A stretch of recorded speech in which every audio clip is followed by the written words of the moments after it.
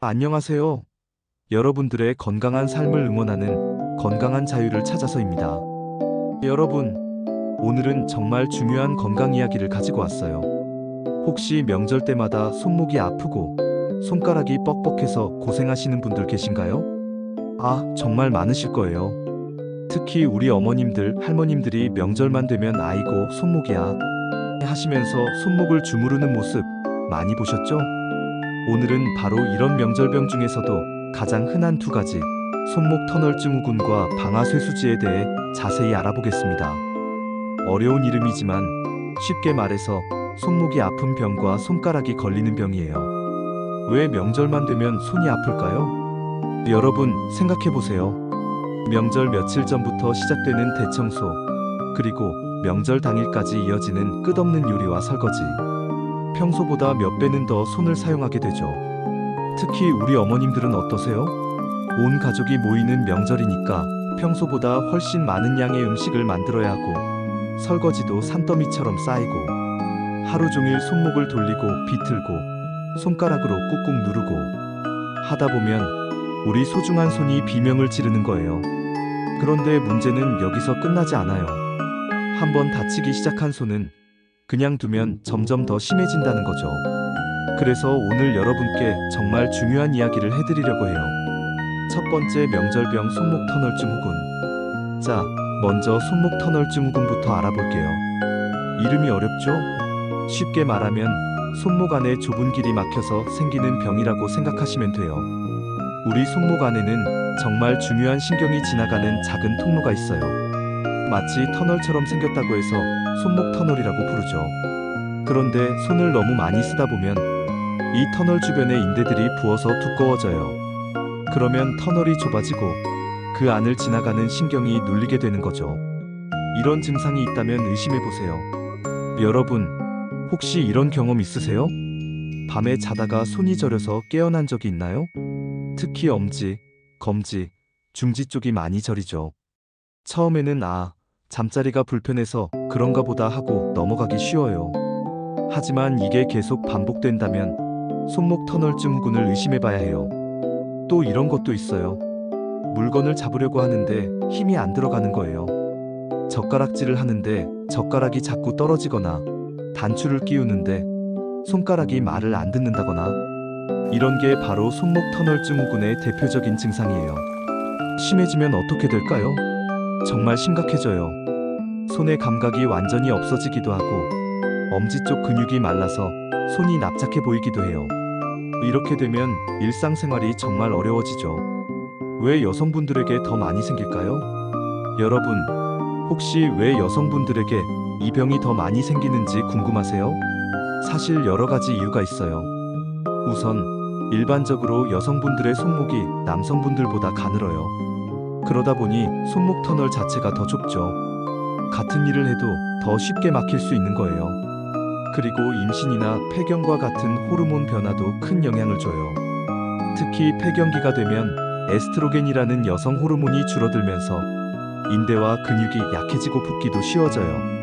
그래서 50대 이후 여성분들에게 특히 많이 나타나는 거죠. 두 번째, 명절병 방아쇠수지. 이제 두 번째 명절병인 방아쇠수지에 대해 알아볼게요. 이것도 이름이 특이하죠? 왜 방아쇠라고 할까요?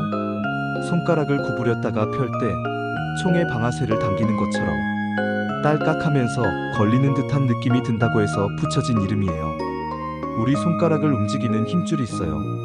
이 힘줄이 손가락 뼈에 붙어있는 고리 같은 것들을 통과하면서 손가락을 구부리고 펼 수 있게 해주죠. 그런데 손을 너무 많이 쓰면 이 힘줄이나 고리 부분이 굵어지거나 부어서 서로 걸리게 되는 거예요. 이런 증상을 놓치지 마세요. 처음에는 아침에 일어났을 때만 손가락이 뻑뻑한 느낌이 들어요. 나이 들어서 그런가 보다 하고 넘어가기 쉽죠. 하지만 시간이 지나면서 점점 더 심해져요. 손가락을 구부렸다가 펼 때 딸깍 소리가 나면서 아픈 거예요. 특히 손가락 밑부분, 손바닥 쪽이 아파요. 손가락을 누르면 뭔가 딱딱한 게 만져지기도 하고요. 정말 심해지면 어떻게 될까요? 손가락이 구부러진 채로 굳어버려서 펼 수가 없게 돼요. 억지로 펴려고 하면 너무 아프고 다른 손으로 도와줘야만 펴러지죠. 이렇게 되면 정말 불편해요. 그렇다면 어떻게 치료해야 할까요? 손목 터널 증후군 치료법. 초기에는 다행히 수술 없이도 치료할 수 있어요. 먼저 약물 치료가 있어요. 염증을 줄여주는 소염진통제를 먹거나 손목에 직접 주사를 놓기도 해요. 이 주사는 스테로이드 주사인데 염증을 빠르게 가라앉혀주는 효과가 있어요. 그리고 부목 고정도 중요해요. 특히 밤에 잘 때 손목 보조기를 착용하면 도움이 많이 돼요. 자는 동안 손목이 구부러지지 않도록 해서 신경에 가해지는 압력을 줄여주는 거죠. 하지만 이런 치료로도 호전이 안 되고 근육이 위축되기 시작하면 수술을 고려해야 해요. 수술은 생각보다 간단해요. 좁아진 터널을 넓혀주는 거죠. 요즘은 내시경으로도 할 수 있어서 흉터도 작고 회복도 빨라요. 방아쇠수지 치료법.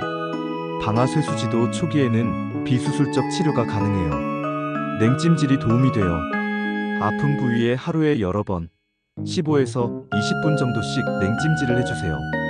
그리고 소염진통제도 함께 복용하면 좋고요. 주사 치료도 효과적이에요. 아픈 부위에 스테로이드 주사를 놓으면 염증이 가라앉으면서 증상이 많이 좋아져요.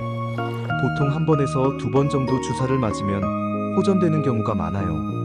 하지만 이런 치료로도 안 좋아지면 수술을 해야 해요. 수술도 간단해요. 걸리는 부분을 잘라서 힘줄이 자유롭게 움직일 수 있게 해주는 거죠. 예방이 최고의 치료. 이렇게 해보세요. 올바른 손목 스트레칭. 여러분, 예방이 정말 중요해요. 하루에 몇 번씩 손목 스트레칭을 해주세요. 손목을 위아래로 천천히 구부렸다 펴주세요. 10번 정도 반복하면 돼요. 그리고 손목을 시계 방향, 반시계 방향으로 천천히 돌려주세요. 이것도 10번씩 해주시고요. 또 이런 것도 좋아요. 두 손바닥을 가슴 앞에서 합장하듯이 모으고 천천히 아래로 내려서 손목을 늘려주는 거예요. 이때 팔꿈치가 몸에서 멀어지지 않도록 주의하세요. 온찜질의 놀라운 효과. 스트레칭 후에는 온찜질을 해주시면 정말 좋아요.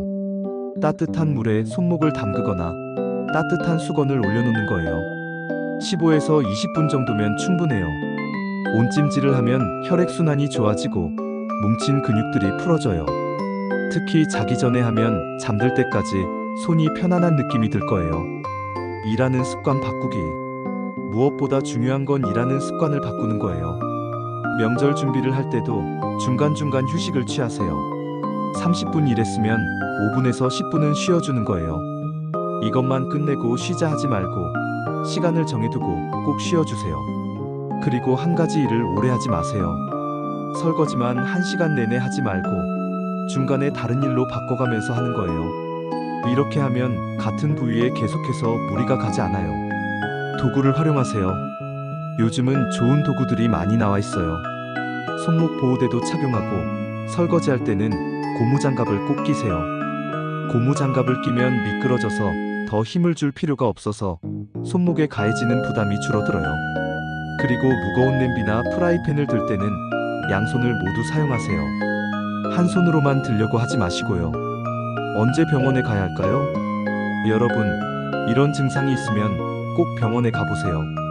밤에 손이 저려서 잠을 잘 수 없을 때, 젓가락질이나 단추 끼우기가 어려워질 때, 손가락을 구부렸다 펼 때 딸깍 소리가 나면서 아플 때, 손바닥이나 손가락 밑부분을 누르면 아플 때, 아침에 손가락이 뻣뻣해서 움직이기 어려울 때, 조금만 더 참아보자고 하시는 분들이 많은데 이런 병들은 참는다고 좋아지지 않아요.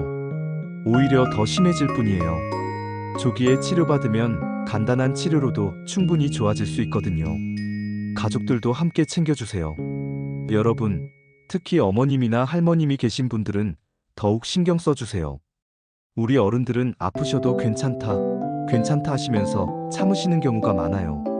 명절 후에 어머니, 손 괜찮으세요? 라고 꼭 물어보세요. 그리고 손목을 주무르시거나 손가락을 잡고 움직이시면 병원 한번 가보시죠라고 권해드리세요. 가족이 함께 스트레칭하는 것도 좋아요. 명절 준비하다가 중간중간 온 가족이 모여서 손목 운동을 하는 거예요. 이렇게 하면 어른들도 거부감 없이 따라하실 거예요. 여러분, 오늘 이야기 어떠셨나요? 우리가 너무나 당연하게 생각하는 손과 손가락의 건강이 얼마나 소중한지 다시 한번 느끼셨을 거예요. 명절은 가족이 모여서 행복한 시간을 보내는 날이에요.